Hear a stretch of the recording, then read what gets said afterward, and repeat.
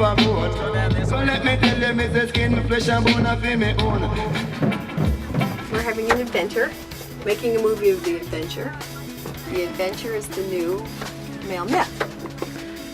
And it's the seed for the Temple of Jupiter. The question is, who is the new male myth? What do they like to do? What do they like to wear? How do they like to spend their days? What kind of energy do they feel like?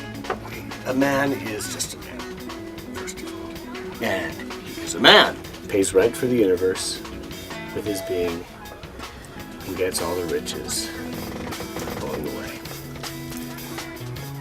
What riches would those be? Love, relationship with self and family. And how do you want to dress for those different types?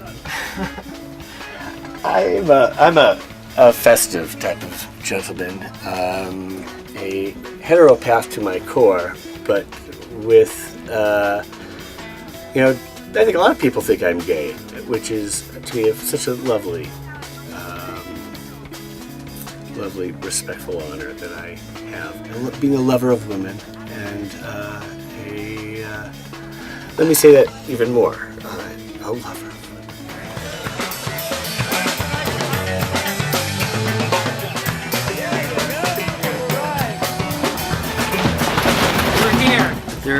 There isn't one paradigm that can hold what's going on.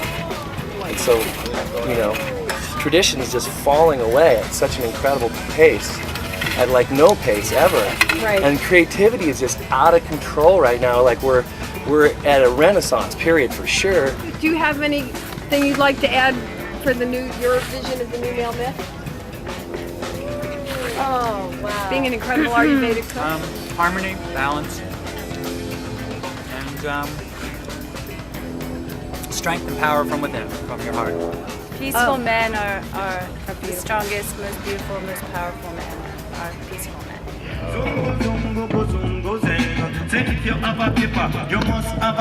Yeah, and that's what these are. These are fun. Right. They're really fun, and they're practical, and I enjoy my kilt so much. I'm so glad I got it. They say that women will want to meet you, men will be jealous of you if you wear a kilt. And I tend to believe them. And women seem to really enjoy the fact that men, can play with the gender roles a little bit by putting on a kilt.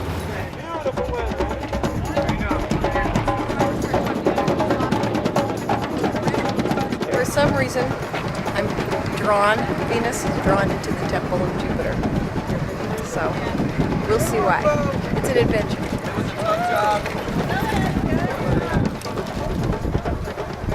I was thinking we could interview him in front of them in front of this.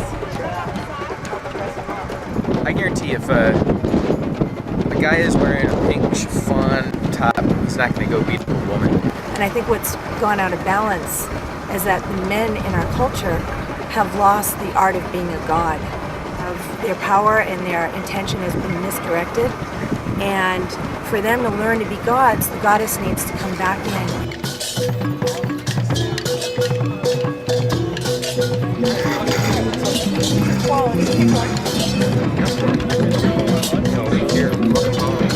And equality for the new male would be patience.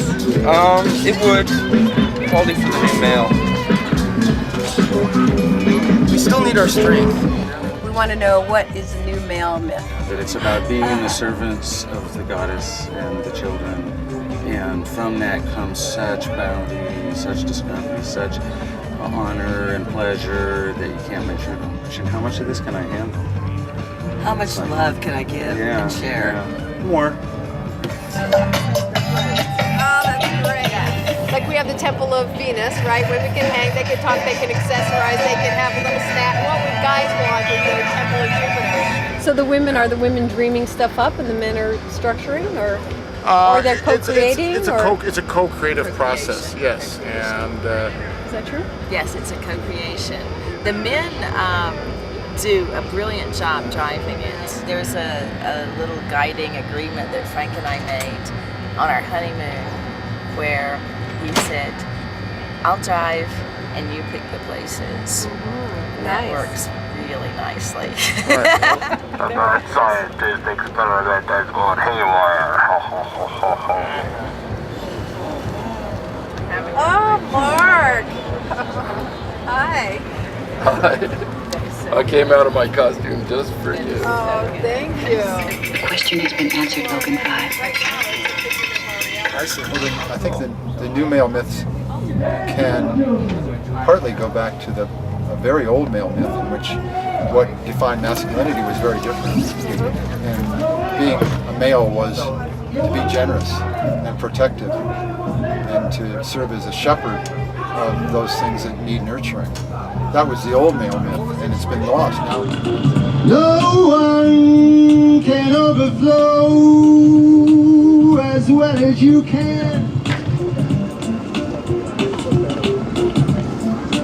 Gratitude pours out of you. When men become strictly servants of the female, they do lose the martial force, the Mars power, which they need in order to become the protectors, the generous spirits. That's why I call it macho feminism, in which you are in service to the female, but in a manly way.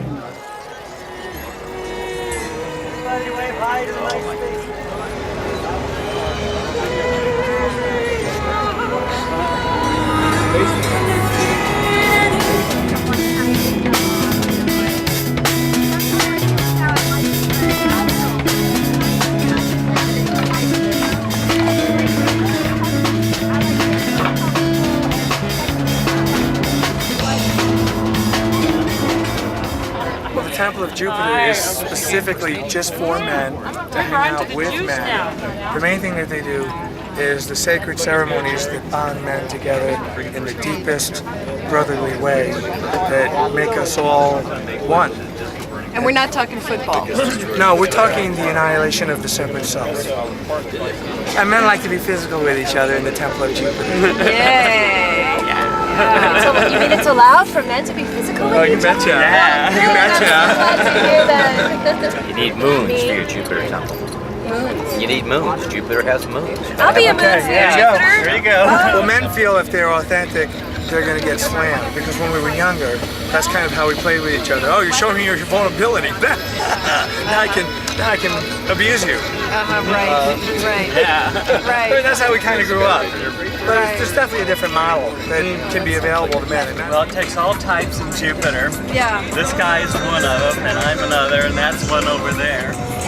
To invite the different guys into your particular version of Jupiter, what would you dress them up in, or give them, or feed them, or?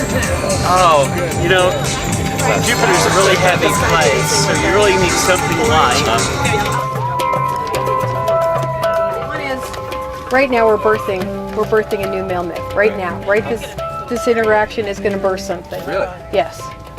Well, what are some of the things you'd like to see in the new male myth? Yeah. And a little humility, I think, is essential for at least my male myth. That's the thing that I've been working on.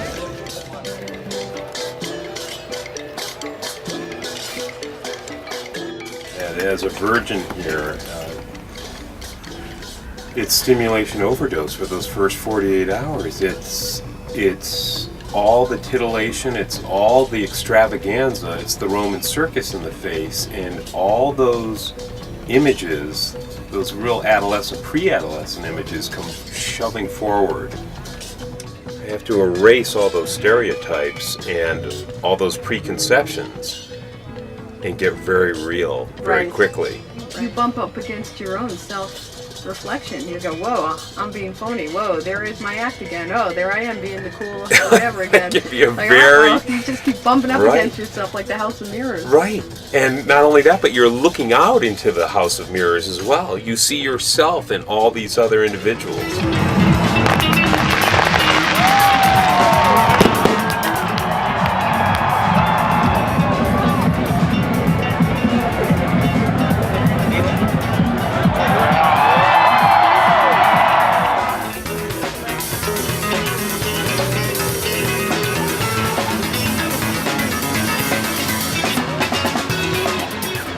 The new male living myth is a man who reaches into the tarot deck of archetypal characters.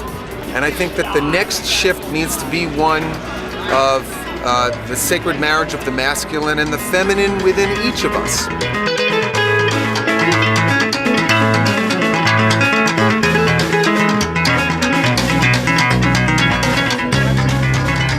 I think all men are intrinsically a lot closer to the middle than most of them want to admit, and the characteristics that would show up as would be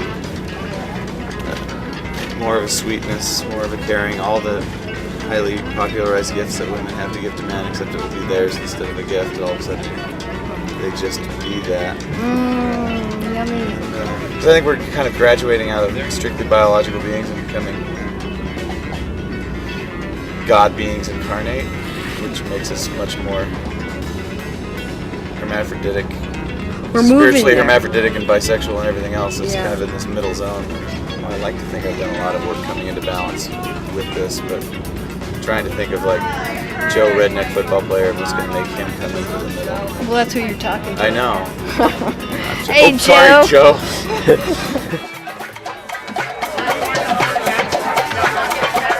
Gatherings like this help people become who they really are, which I got to kill it. basically in a place I call angelic androgyny, where we're more like angels, we're complete unto ourselves. And then love, when it comes, flows naturally and fluidly and without inhibition so much, or without mind sticking out its leg and tripping the heart.